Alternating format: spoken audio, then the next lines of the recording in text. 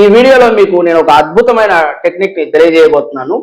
ఇది చాలా మందికి తెలియదు. ఇది తెలియకనే ఎక్కువగా ఫలితాలు చెప్పలేకపోతూ ఉంటారు. ఈ టెక్నిక్ నేర్చుకోవడం ద్వారా మీ వ్యక్తిగత జాతకాన్ని పరిశీలించడం, అదేవిధంగా వేరే వారికి కూడా మీరు అద్భుతంగా ఫలితాలు చెప్పగలరు. నమస్తే, వెల్కమ్ టు ఆథెంటిక్ ఆస్ట్రాలజీ. ఈ వీడియోలో మనం శని మహర్దశ గురించి తెలుసుకోబోతున్నాం. ఈ వీడియో చేయడానికి ముఖ్య ఉద్దేశం ఏంటి అంటే, మన యూట్యూబ్ కామెంట్ సెషన్ లో ఎక్కువ మంది శని మహర్దశ నడుస్తుంది, అదేవిధంగా అంతర్దశల్లో ఫలితాలు ఎలా ఉంటాయి, ఈ విధంగా ఎక్కువగా అడుగుతూ ఉన్నారు. అంటే వారి జన్మజాతకాన్ని బట్టి శని మహర్దశలో ఏ అంతర్దశ అనుకూలంగా ఉంటుంది, ఏ అంతర్దశ ఎక్కువ ఇబ్బందికరంగా ఉంటుంది, ఈ విధంగా అడుగుతూ ఉన్నారు. ఎక్కువ మంది శని మహర్దశలో బుధ అంతర్దశ, శుక్ర అంతర్దశ, రాహు అంతర్దశ యోగాన్ని ఇస్తాయని నమ్ముతూ ఉంటారు. ఇందులోని నిజానిజాలను కూడా ఈ వీడియోలో నేను మీకు తెలియజేయబోతున్నాను.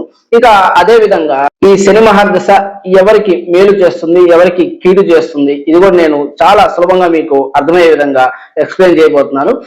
మొదటిగా మనకు శని మహర్దశ 19 సంవత్సరాలు ఉంటుంది. ఈ 19 సంవత్సరాలలో ఒక్కొక్క అంతర్దశకు ఎన్ని సంవత్సరాలు లేదా ఎన్ని నెలలు వస్తాయి అన్నది మీరు ఈ పట్టికలో గమనించవచ్చు. అయితే చాలా మంది శని మహర్దశ అనగానే భయపడుతూ ఉంటారు. నిజానికి శని కోణాధిపతి, అంటే 1, 5, 9 అధిపతి అయ్యే లగ్నాలకు శని శుభగ్రహం అవుతారు. కాబట్టి శని మహర్దశ శని కోణాధిపతి అయ్యే లగ్నాలకు యోగిస్తుంది. అంటే మకర కుంభ లగ్నాలకు శని లగ్నాధిపతి, కన్యా తులా లగ్నాలకు శని పంచమాధిపతి, ఇక మిథున వృషభ లగ్నాలకు శని నవమాధిపతి. ఈ 6 లగ్నాలకు శని శుభ ఫలితాలనే ఇస్తారు. కాబట్టి ఈ లగ్న జాతకులు శని మహర్దశలో భయపడాల్సిన అవసరం లేదు. మరి శని పాపిగా ఉన్న లగ్న జాతకులు శని మహర్దశ అంటే శని పాపగ్రహం కాబట్టి శని మహర్దశలో ఇబ్బంది ఉండడానికి అవకాశం ఉంటుంది. అంటే కోణాలకు ఎదిరిల్లు, అంటే సప్తమము పంచమానికి ఎదిరిల్లు, ఏకాదశము నవమానికి ఎదిరిల్లు, తృతీయము.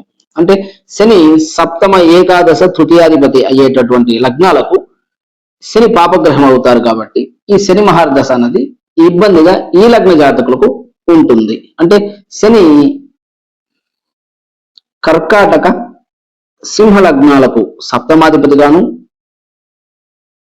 మీన మేష లగ్నాలకు ఏకాదశ స్థానాధిపత్య దోషం వల్ల పాపగ్రహం అవుతారు.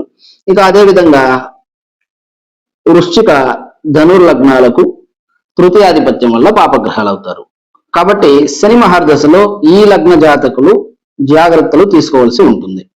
ఇక మిథున వృషభ కన్యతుల మకర కుంభ లగ్నాలకు శని కోణాధిపతి అవుతారు కాబట్టి శుభ ఫలితాలను ఇస్తారు. అయితే ఇక్కడ ఇంకొక ప్రశ్న ఏంటి అంటే, శని మహర్దశలో మాకు ఏ దశలు అనుకూలంగా ఉంటాయి, ఏ దశలు ప్రతికూలంగా ఉంటాయి అంటే, ఎక్కువ మంది శని మహర్దశలో బుధ అంతర్దశ, శనిలో శుక్ర అంతర్దశ, శనిలో రాహు అంతర్దశ యోగదాయకంగా ఉంటుంది అని చెప్తూ ఉంటారు. అయితే ఇక్కడ వాస్తవం ఏంటి అంటే, శని పాలిత లగ్న జాతకులకు శని శుభగ్రహం, బుధుడు శుభగ్రహం, శని శుభగ్రహం, శుక్రుడు శుభగ్రహం, అదేవిధంగా రాహు శుభగ్రహం. కాబట్టి ఇది కేవలం శని పాలిత లగ్న జాతకులకు, శని లగ్న జాతకులకు అంటే శని కోణాధిపతి అయ్యేటువంటి ఈ వృషభ, మిథున, కన్య, తుల, మకర కుంభ లగ్నాలకు మాత్రమే ఈ దశ అంతర్దశ అన్నది యోగిస్తుంది. ఎందుకంటే దశానాయకుడు, అంతర్దశానాయకుడు శుభగ్రహాలు అవుతారు కాబట్టి. మరి ఇదే శని బుధ, శని శుక్ర, శని రాహు ఎవరికి కీడు చేస్తుంది? ఎవరికైతే శని పాపగ్రహం అవుతారు, అంటే గురుపాలిత లగ్న జాతకులకు శని పాపగ్రహం, బుధుడు పాపగ్రహం, శని పాపగ్రహం, శుక్రుడు పాపగ్రహం, శని పాపగ్రహం, రాహువు పాపగ్రహం అవుతారు. కాబట్టి ఈ దశ, ఈ అంతర్దశలో ఎక్కువ జాగ్రత్త అనేది తీసుకోవాల్సి ఉంటుంది. ఇక గురుపాలిత లగ్నాల్లో కూడా ప్రత్యేకించి చంద్రుడు పాపగ్రహం అయ్యే లగ్నాలు, అంటే సింహ ధనుర్ లగ్నాలకు శనిలో చంద్రుడు కూడా ఇబ్బందికరంగా ఉంటుంది.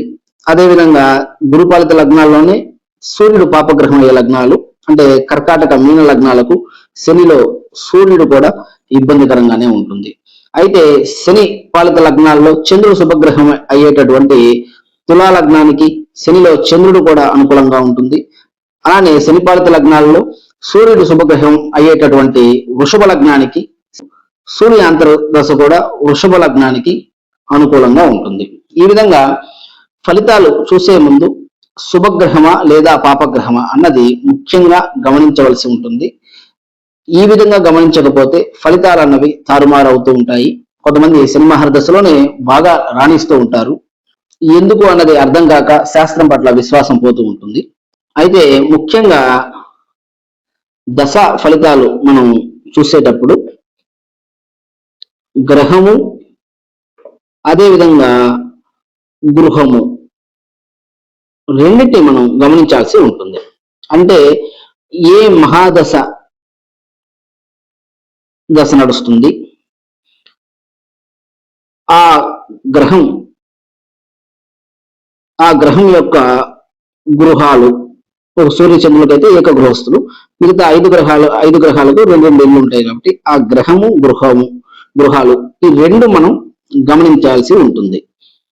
అంటే ఒక దశ నడిచేటప్పుడు, ఫర్ ఎగ్జాంపుల్ శని మహాదశ నడుస్తూ ఉంటే వారి జన్మజాతకంలో శని ఎక్కడ ఉన్నారు, అదేవిధంగా ఏ భావాలను చూస్తున్నారు అంటే ప్రభావితం చేస్తున్నారు, శని ఉన్న స్థానము ప్రభావితం చేసే స్థానము, అదేవిధంగా శని రెండు ఇళ్ళు మకర కుంభాలు ఎలా ఉన్నాయి అనేది తెలుసుకోవాలి. ఎందుకు అంటే ఇక్కడ చాలా మందికి వచ్చే ప్రశ్నలకి ఇక్కడ మీకు సమాధానం దొరుకుతుంది. చాలా మందికి శని పాపగ్రహం అయి ఉండొచ్చు, కానీ శని మహర్దశలో బాగా మాకు కలిసి వచ్చిందండి అని అంటూ ఉంటారు. దానికి గల కారణం ఏంటి అంటే శని పాపగ్రహం కాబట్టి శని ఉన్న స్థానము, శని చూసే స్థానంలో శని ప్రభావం అన్నది నెగిటివ్ గా ఉంటుంది. అయితే ఒక దశ నడిచేటప్పుడు గ్రహము అదేవిధంగా గ్రహం యొక్క గృహము రెండు యాక్టివేట్ అవుతాయి.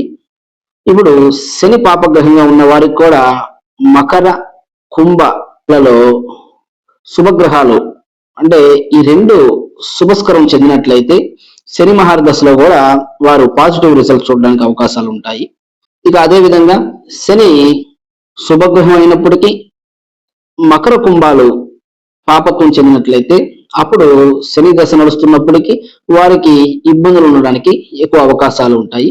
ఇదే విధంగా అంతర్దశను కూడా పరిశీలించాల్సి ఉంటుంది. ఏ అంతర్దశ నడుస్తుంది, ఆ గ్రహం శుభగ్రహమా పాపగ్రహమా, ఎక్కడ ఉంది, ఏ భావాలను ప్రభావితం చేస్తుంది, అదేవిధంగా ఆ అంతర్దశా నాయకుడి గృహాలు ఎలా ఉన్నాయి, ఇవి గమనించి మనం ఫలితాలు చెప్పినట్లయితే చాలా బాగా ఈ శాస్త్రం అన్నది మనకు అర్థమవుతుంది.